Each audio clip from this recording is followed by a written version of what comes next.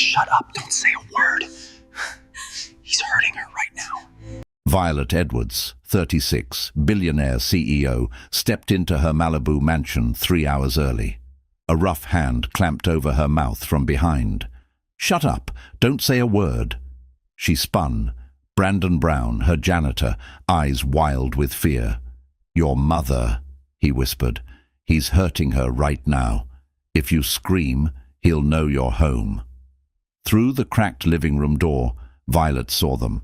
Her elderly mother with Alzheimer's cowering in a chair, while Violet's husband stood over her with cold fury in his eyes.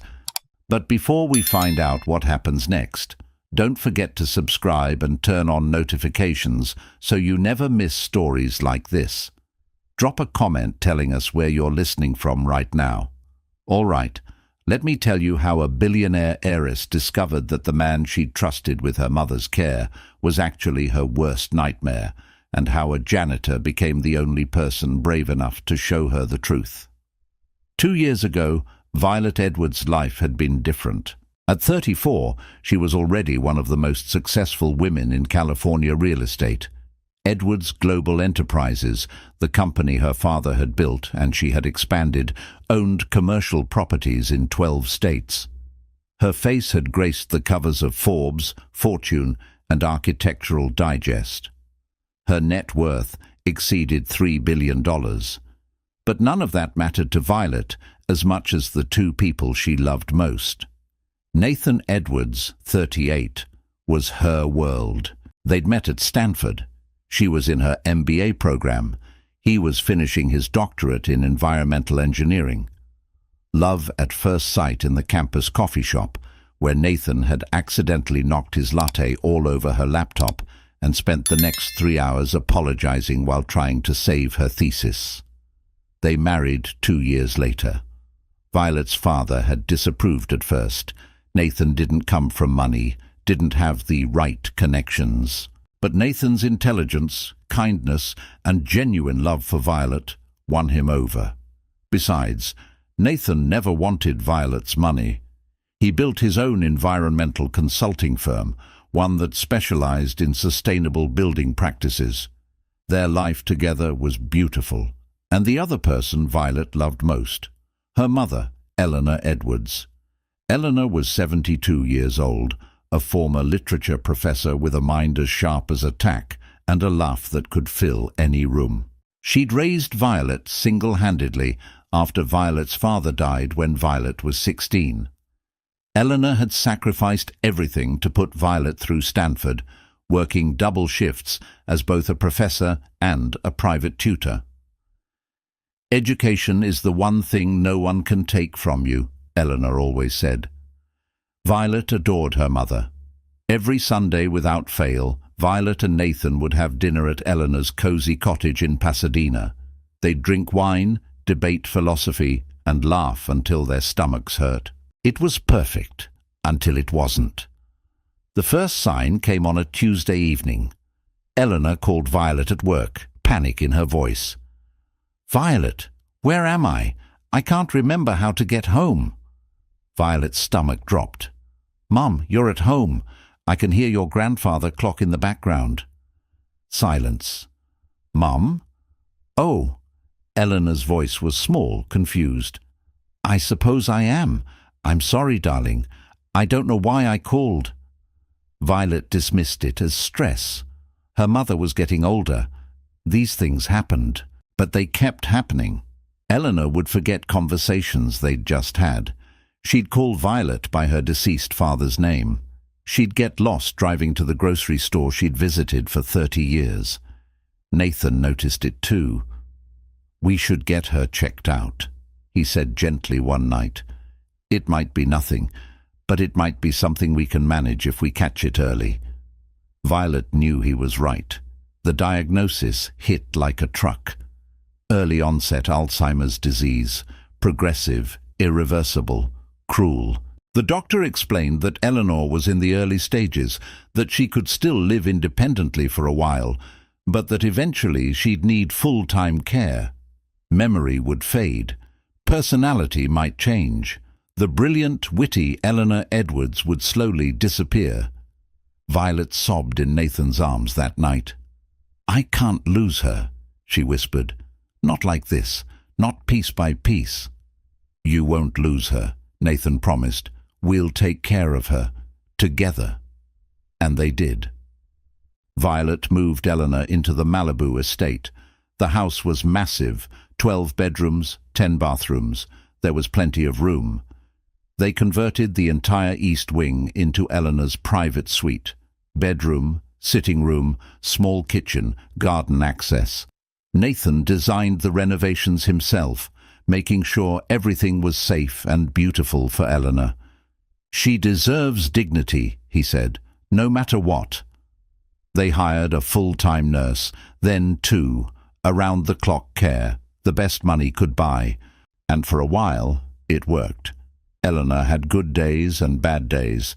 On good days, she'd remember everything, would discuss literature with Nathan for hours, would give Violet business advice that was still razor-sharp.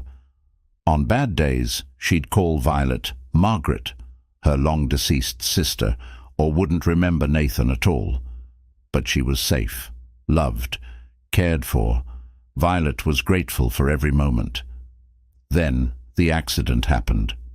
Nathan was driving home from a client meeting on Pacific Coast Highway when a 22-year-old kid, texting while driving, crossed the center line. Nathan died on impact. Violet's world shattered. The funeral was massive. 500 people came to pay their respects. Nathan had touched so many lives, colleagues, clients, the families he'd helped build sustainable homes for, the students he'd mentored. Violet stood at the graveside in a black Chanel dress, numb, trying to comprehend that her husband, her best friend, her partner, her love, was gone. Eleanor stood beside her, clutching Violet's hand. "I'm sorry about your friend, dear," Eleanor said softly, confusion in her eyes. He seemed like a kind man. She didn't remember Nathan was her son-in-law. Violet's heart broke twice that day. The months after Nathan's death were the darkest of Violet's life. She was drowning in grief while trying to run a billion-dollar company and care for a mother whose memory was slipping away faster now. The stress of the funeral seemed to have accelerated Eleanor's decline. The nurses helped, but they weren't family. Violet was exhausted, lost, barely functioning. She needed help. That's when Richard Crane entered their lives. Richard Crane, 45, was introduced to Violet at a charity gala 6 months after Nathan's death. He was handsome, tall, with salt and pepper hair and a charming smile. He worked in finance, managing investments for high-net-worth clients. He was also a widower, he said, lost his wife to cancer 3 years prior. No children.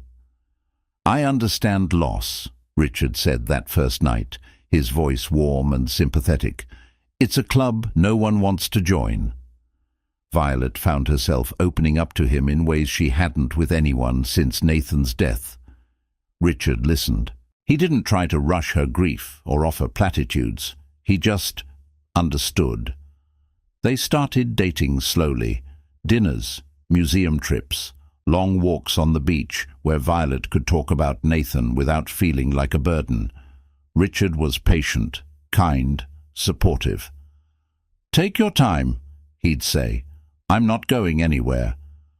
What made Richard different was how he treated Eleanor. From the beginning, he was gentle with her, patient, understanding. "My grandmother had dementia," he told Violet. "I know how hard it is, how heartbreaking. I want to help you carry this burden." He'd visit Eleanor, bring her flowers, sit with her when she was confused. He'd call her Mrs. Edwards with respect and kindness. Eleanor, on her good days, seemed to like him. "He's a gentleman," she told Violet once. "Not like that other one you brought around." She didn't remember Nathan. 1 year after Nathan's death, Richard proposed. "I know I can never replace Nathan," he said, kneeling in her garden. "I would never try. But I can love you. I can help you with Eleanor. I can be a partner, a support. Let me share this life with you." Violet said yes. She was tired of being alone. The wedding was small, just family and close friends. Eleanor was there, sitting in the front row, occasionally calling Violet by her deceased aunt's name, but seeming happy nonetheless. Everyone said Violet deserved happiness again. Everyone said Richard was perfect for her. Everyone was wrong. Richard Crane was not who he appeared to be. The man Violet married was a carefully constructed facade, a mask of charm and kindness, hiding something much darker underneath. But Violet didn't see it, not at first. The changes were subtle in the beginning. 2 months after the wedding, Richard suggested Violet increase her work hours. "The company needs you," he said. "I can handle things at home. That's what partners do. I'll make sure Eleanor is taken care of." It made sense. Edwards Global was facing a hostile takeover attempt. Violet needed to focus, so she started working longer hours, leaving at 7 instead of 8, coming home at 9 instead of 6. Richard assured her Eleanor was fine. "She had a good day," he'd say. "We sat in the garden. She told me about her teaching days." Violet believed him. That was her first mistake. Brandon Brown had worked for the Edwards estate for 6 years. He'd started as a landscaper, maintaining the sprawling grounds of the Malibu property. His work ethic and attention to detail impressed the estate manager so much that he was promoted to maintenance manager, overseeing all the property's upkeep. Brandon was quiet, reserved, the kind of man who showed up early, worked hard, and left without fanfare. He lived in a small apartment above the garage, part of his compensation package, but he noticed things. Brandon had lost his own grandmother to Alzheimer's. He'd watched it steal her mind piece by piece. He understood the cruelty of the disease, so he paid attention to Eleanor Edwards. He'd see her in the garden, talking to her roses like they were old friends. He'd watch the nurses come and go. He'd notice the days when she remembered who she was and the days when she didn't. Eleanor was kind to him. On her good days, she'd call him over, ask about his work, compliment his gardening. "You have your grandfather's hands," she told him once, touching his calloused fingers. "Good, honest hands." She'd never met his grandfather, but Brandon didn't correct her. The kindness was real, even if the memory wasn't. When Richard Crane moved in, Brandon noticed the change immediately. At first, it was small things. The way Eleanor flinched when Richard entered a room. The way her eyes, bright and curious even in confusion, would go dull and frightened when he spoke to her. The way the nurses started looking uncomfortable. Brandon told himself he was imagining things. Richard seemed nice enough, smiled at the staff, thanked them for their work. But something felt off. 3 months after Richard moved in, Brandon was fixing a window in the east wing when he heard it. Richard's voice, cold, cruel. "You stupid old woman. I told you to stay in your room. Can't you follow simple instructions? Do you know how exhausting it is to deal with your constant confusion?" Eleanor's voice, trembling, scared. "I'm sorry, I can't remember." "You can't remember anything, can you? You're nothing but a burden. Your daughter works herself to death while I babysit you. The least you could do is stay where I put you." Brandon's blood ran cold. That wasn't caregiving. That was abuse. He crept closer, staying hidden. Through a crack in the door, he saw Eleanor sitting in a chair, her frail shoulders shaking with silent sobs. Richard stood over her, face twisted with contempt.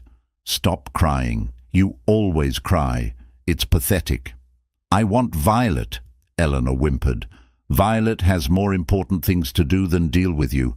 She's working, making money, cleaning up the mess your family made, and you sit here drooling and forgetting everything, expecting people to cater to your every need." Eleanor cowered. Brandon's hands clenched into fists. Every instinct screamed at him to intervene, to burst in, to protect this vulnerable woman. But what could he do? He was the help. Richard was the husband. Brandon had no proof of anything beyond harsh words. If he accused Richard, he'd lose his job, his home, everything. And then who would watch over Eleanor? So Brandon stayed hidden, and he watched. Over the following weeks, Brandon made himself as invisible as possible while observing everything. What he saw made his stomach turn. Richard was meticulous, perfect in public, the devoted stepson-in-law, the supportive husband.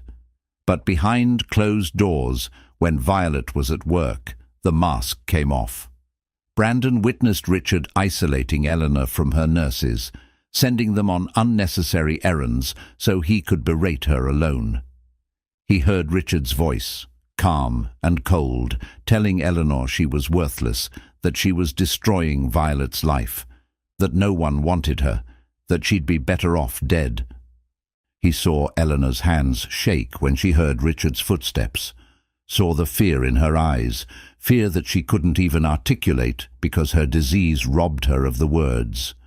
And the worst part, Eleanor couldn't tell anyone. Her memory was too fragmented. Her words came and went. Even when she tried to express fear or discomfort, it came out confused, jumbled. "The angry man," she'd say to the nurses. "He says things, bad things." But the nurses assumed she meant someone from her past, a memory surfacing. That happened with Alzheimer's patients.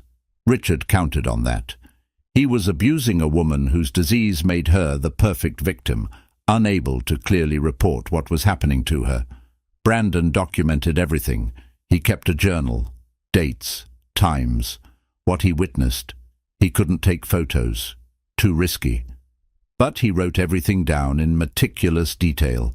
He didn't know what he'd do with it yet, but he knew somehow, someday, someone needed to know the truth. 6 months passed. Richard's cruelty toward Eleanor intensified. He'd moved beyond verbal abuse. Brandon witnessed him roughly grabbing Eleanor's arm when she wandered, saw bruises on her thin skin, heard him threaten to put her in a facility where they'll drug you into silence.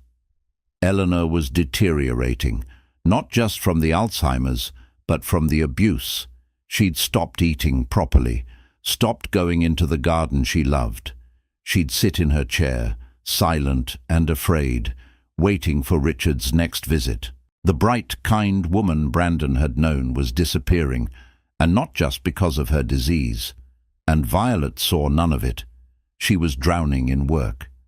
The hostile takeover had escalated. Board meetings, shareholder votes, legal battles. She was fighting to save her father's company, while her mother suffered under her own roof. When she did see Eleanor, it was briefly, a quick kiss on the forehead before bed, a short visit on weekends. Eleanor would try to tell her. "The man," she'd say, clutching Violet's hand.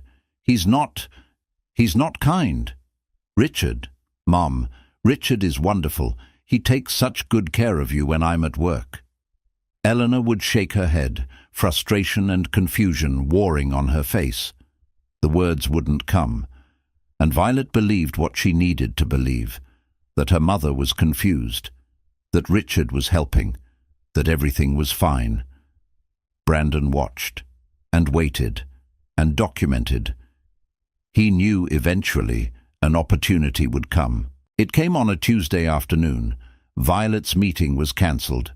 She came home early, 3 hours early. Brandon was in the garage when he heard her car pull up the driveway. His heart stopped. Today was bad. Brandon had seen Richard that morning, heard him telling the nurses to take a long lunch. "I'll handle Mrs. Edwards," he'd said with that charming smile. But Brandon knew what that meant. If Violet walked in now. Brandon ran. He caught her in the foyer just as she was about to call out for Richard. "Shut up! Don't say a word." His hand covered her mouth. Desperate, terrified, not for himself, for Eleanor. If Violet confronted Richard without understanding, without proof, he'd manipulate his way out. He'd paint Brandon as a liar, paint Eleanor as confused, paint himself as the victim of false accusations. Brandon had seen it before. Growing up in foster care, the abusers always had explanations, always had charm, always had plausibility. Violet needed to see the truth with her own eyes. She needed to understand before she could act. So Brandon held her mouth, his eyes pleading. "Please," he whispered, "your mother is in danger. He's hurting her. But if he knows you're home, if you don't see what I need to show you, he'll talk his way out of it. Please. Trust me." Violet's eyes were wild. Her mother, danger. But something in Brandon's expression, the desperation, the genuine terror, made her pause. She nodded. Brandon released her mouth but kept his voice barely audible. "Follow me. Don't make a sound. You need to see what he does when you're not here." They crept down the hallway toward Eleanor's wing. Violet's heart hammered in her chest. Her mother. What was happening to her mother? From Eleanor's sitting room came sounds. Richard's voice, cold, measured. "How many times do I have to tell you? Stay in this room. You're nothing but a problem. Your daughter would be better off if you just disappeared." Eleanor's voice, weak, frightened. "Please, I'm sorry. I don't remember." "You don't remember anything because you're a pathetic, broken old woman." Violet's blood turned to ice. Brandon positioned her by the cracked door. "Look," he breathed, "but don't move. Not yet. You need to see everything." Violet looked, and her world collapsed. In the sitting room, her mother, 74 years old, frail, confused, cowered in her chair. Her thin frame was shaking. Tears streamed down her wrinkled cheeks. Her hands, once elegant and strong, trembled in her lap. And standing over her, a glass of expensive scotch in his hand, was Richard Crane, the man Violet had married, trusted, brought into her home. "Your daughter works 80 hours a week," Richard said, his voice casual, almost pleasant. "She's exhausted, stressed. And why? Because of you. You're a drain, a burden. Every dollar she spends on your care, every hour she worries about you, that's your fault." Eleanor sobbed. I want Violet. Violet doesn't want you. She keeps you here out of guilt, obligation, not love. How could anyone love someone as useless as you?" Behind the door, Violet's hand flew to her mouth to stop her own scream. Brandon's hand rested gently on her shoulder, anchoring her. Richard continued, "You know what would be best? If you just died, quietly, in your sleep. Everyone would be relieved. Your daughter could finally live her life without dragging around your corpse." Eleanor's sobs grew louder. "That's enough," Violet said, her voice deadly calm. She pushed through the door. Richard's head whipped toward her, shock quickly morphing into calculated composure. "Violet, darling, you're home early. Get away from my mother." Violet crossed the room in 3 strides, positioning herself between Richard and Eleanor. "This isn't what it looks like. I heard everything." Violet's voice shook with fury. "Everything. Telling my mother she's a burden, that she should die, that I don't love her. She was having an episode. I was just—" "You were abusing her," Violet screamed. "An elderly woman with Alzheimer's who can't even defend herself." Richard's mask slipped. "Abuse? I've been taking care of her. Do you know how hard it is? She wanders, she forgets, she cries constantly. I've been doing you a favor." "A favor?" Violet laughed, the sound jagged and sharp. "By terrorizing her, by bruising her arms, by telling her she's worthless." "She is worthless," Richard snapped, his composure finally cracking. "She's a vegetable, Violet, a drain on resources. Every dollar you spend keeping her alive is a dollar wasted, and you're too stupid and sentimental to see it." The room went silent. Richard seemed to realize what he'd said. "Violet, I didn't mean—" "Get out." Her voice was ice. "Let's talk about this. Get out of my house. Now. I'm your husband. You can't just— Watch me." Violet pulled out her phone. "I have the best lawyers money can buy. I have a witness." She gestured to Brandon, who stood in the doorway. "And I have a mother with bruises that match your fingerprints. Get out now." Richard's eyes darted between Violet, Brandon, and Eleanor. For a moment, Violet thought he might refuse, but Richard was a calculator, always running odds. "Fine." He straightened his jacket. "But this isn't over. We'll see what a court says when I tell them about your neglect. How you work constantly while your mother deteriorates. How you—" "Get out!" Violet screamed. Richard walked toward the door, pausing beside Brandon. "You think you're a hero?" he sneered. "You're a janitor who just ruined his life for some old woman with dementia." Brandon met his gaze steadily. "I'm someone who protects the vulnerable. That's enough." Richard laughed coldly and walked out. The moment the door closed, Violet collapsed beside her mother. "Mom! Oh, God! Mom! I'm so sorry!" Eleanor looked at her with confused, tearful eyes. "Violet, is that you?" "Yes, Mom, it's me. I'm here. I'm so sorry I wasn't here before. I'm so sorry I didn't see—" Eleanor's hand, trembling and frail, reached out to touch Violet's cheek. "The angry man is gone?" "Yes, Mom. He's gone. He's never coming back. I promise." Eleanor's face crumpled with relief, and she began to cry. Not the frightened sobs of before, but tears of release. Violet held her mother, rocking her gently, tears streaming down her own face. Brandon stood nearby, uncertain. He'd done his part, delivered the truth. Now he was the outsider again. He turned to leave. "Brandon!" Violet's voice stopped him. "Wait!" He turned back. She looked up at him, her face streaked with tears, her arms around her mother. "Thank you. You saved her. You saved us." Brandon's throat tightened. Someone had to." "You didn't have to. You risked everything, your job, your home, for my mother." "She's a kind woman who deserved protection," Brandon said simply. "That's enough." Violet nodded, something shifting in her expression. "Stay, please. We need help, real help, someone I can trust. And you're the only person who's shown me you actually care about my mother's welfare." Brandon hesitated. "Mrs. Edwards, Violet, please, call me Violet." "Violet, I don't know if it's appropriate." "Appropriate?" She laughed bitterly.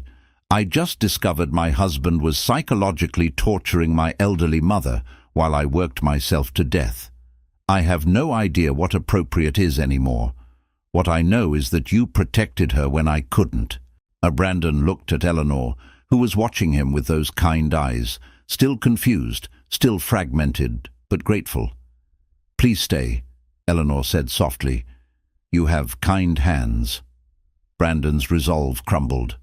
"Okay," he said quietly. "I'll stay." The weeks that followed were chaos. Divorce proceedings, lawyers, police reports, elder abuse investigations, restraining orders. Richard tried to fight back, tried to paint himself as the victim. But Violet's lawyers were ruthless, and Brandon's detailed documentation proved invaluable. Every date, every incident, every cruel word meticulously recorded. The judge granted Violet full divorce and a permanent restraining order within 2 months. Richard disappeared. Good riddance. But the damage was done. Eleanor needed intensive care now, not just for the Alzheimer's, but for the trauma. She'd developed anxiety on top of her cognitive decline. She'd flinch at loud noises. She'd cry out in her sleep. Violet took a leave of absence from work. For the first time in her life, she prioritized her mother completely. No meetings, no acquisitions, no board calls, just her mother. She was there for every moment, every confused morning, every frightened evening, every small victory when Eleanor remembered something clearly, and Brandon was there too.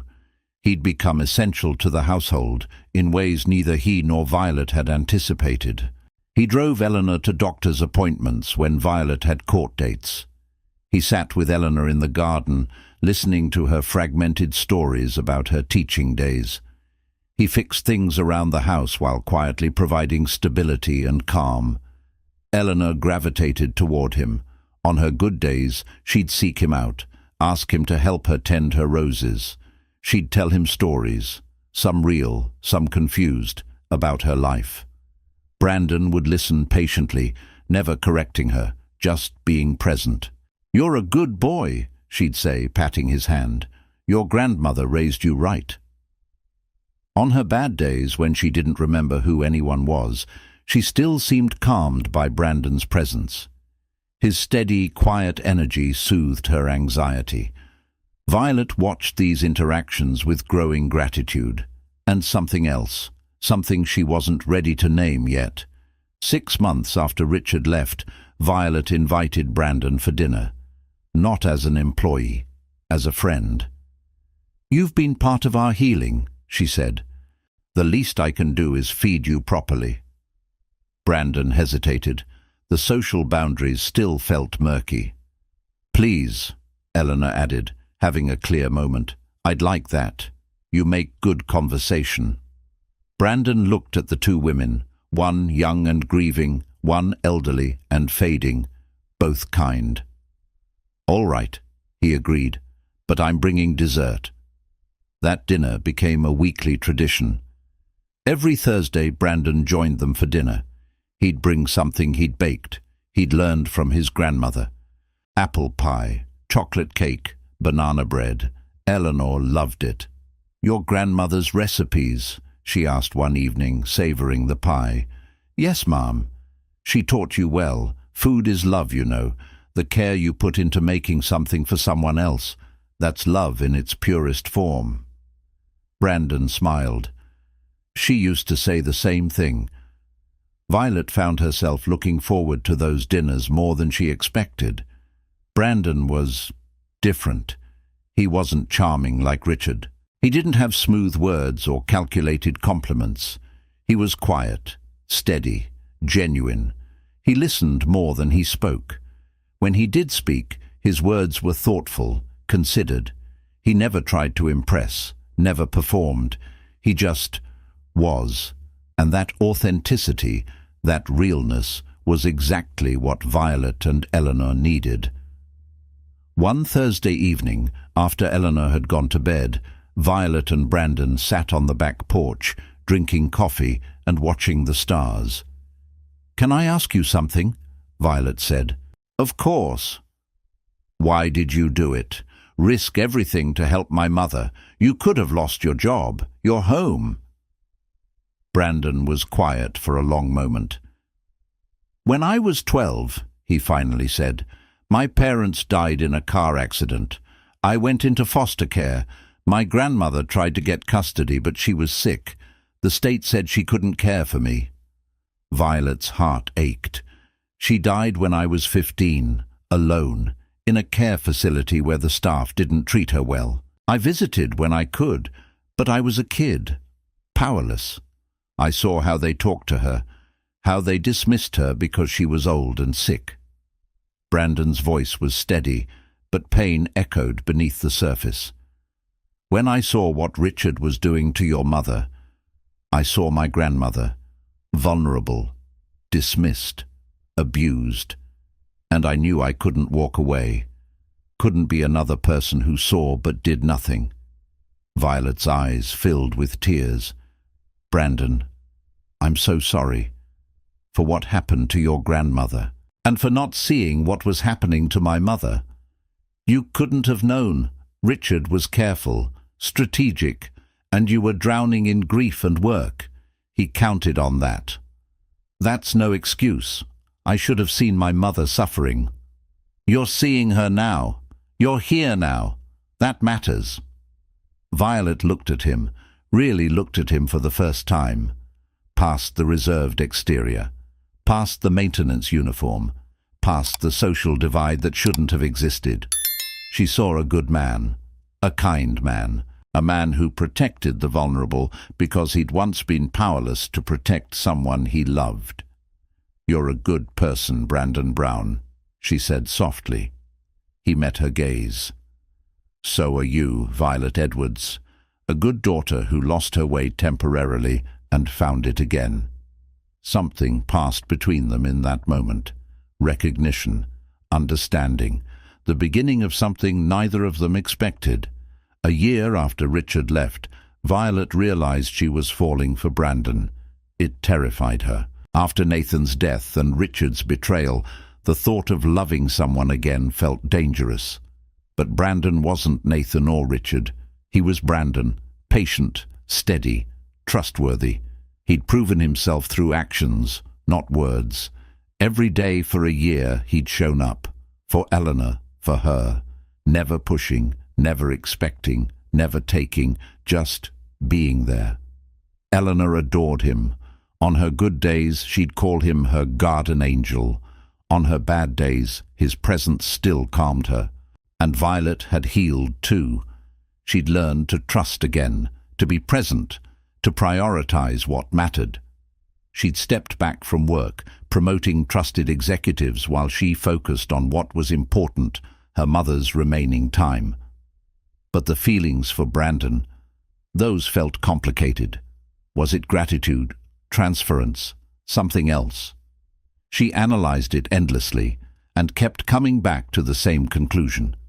She loved him, his quiet strength, his gentle humor, his unwavering integrity. The way he made her feel safe, the way he loved her mother. But he was her employee. The social divide was enormous. What would people think? Eleanor, as if reading her thoughts during a clear moment, said one afternoon, "You know, dear, class is just something people invented to keep love in boxes. Your father was a blue-collar worker when I met him. Best decision I ever made was seeing the man, not the label." Violet stared at her mother. "Mom, how did you—" "I may be losing my memory, darling, but I'm not blind. The way you look at that young man, the way he looks at you, that's real." Eleanor squeezed her hand. "Don't waste time, Violet. Life is too short. Trust me, I know." That evening, Violet found Brandon in the garage, maintaining the lawnmower. "Can we talk?" she asked. He looked up, wiping his hands on a rag.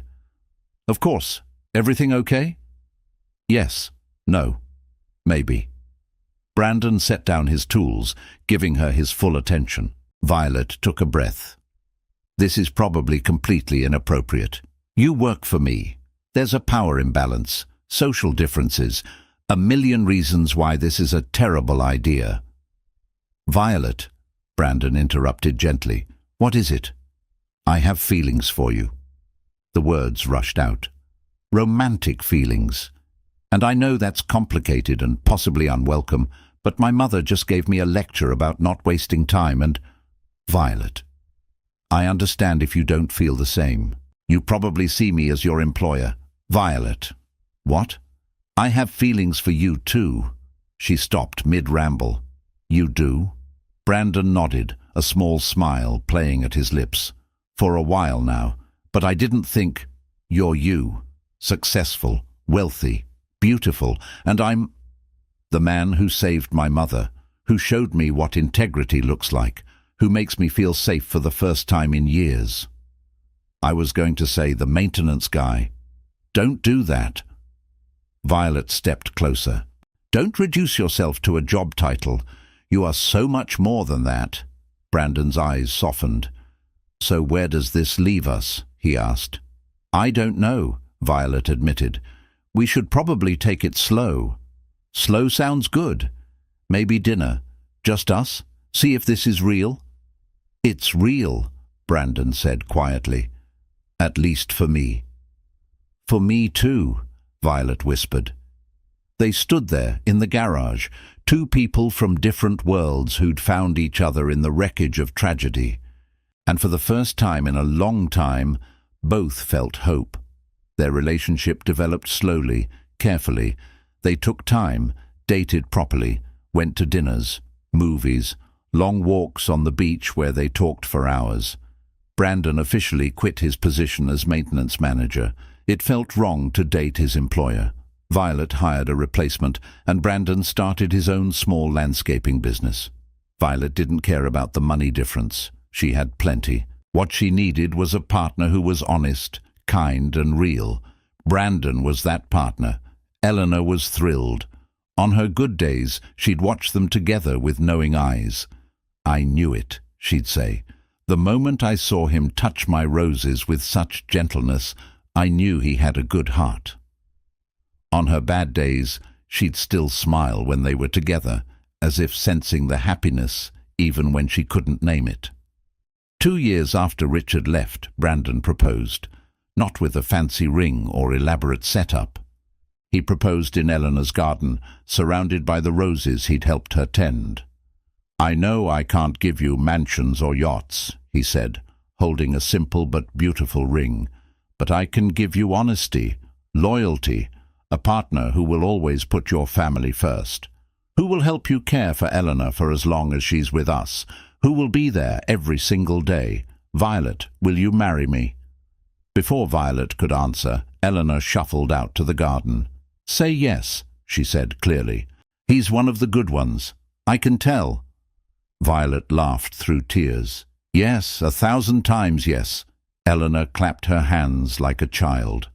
Brandon slipped the ring on Violet's finger, a perfect fit. And in that moment, surrounded by roses and love and the certainty of mortality, 3 people knew one thing for certain. Time was precious, love was real, and they were home. The wedding was small, garden ceremony, close friends and family only.